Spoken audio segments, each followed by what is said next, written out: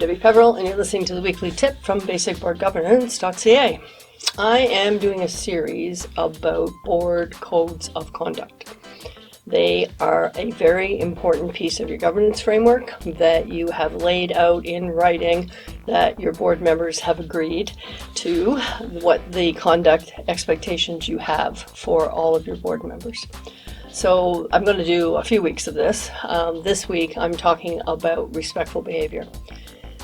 I've talked a lot about this in the past. One of the things that I think is so important is that everybody who sits down at a boardroom table feels comfortable in expressing their views. You know, they use the term a safe space, that you're going to be able to say what you think about something without being personally attacked by other board members. One of the most important things is that people can talk without being interrupted. So the board chair, of course, has to make sure that happens.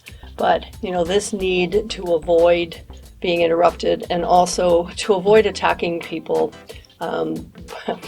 talking about their personalities instead of talking about the issues. And if you've read any of my books, I've talked a bit about how, you know, you don't say at a board meeting that, you know, you're a moron.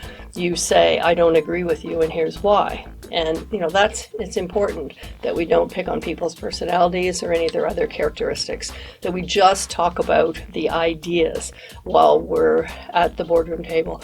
So you want to make sure that you have these rules around respectful behavior, and you also want that to be inside your code of conduct so that everybody understands how important this is. It's part of the code.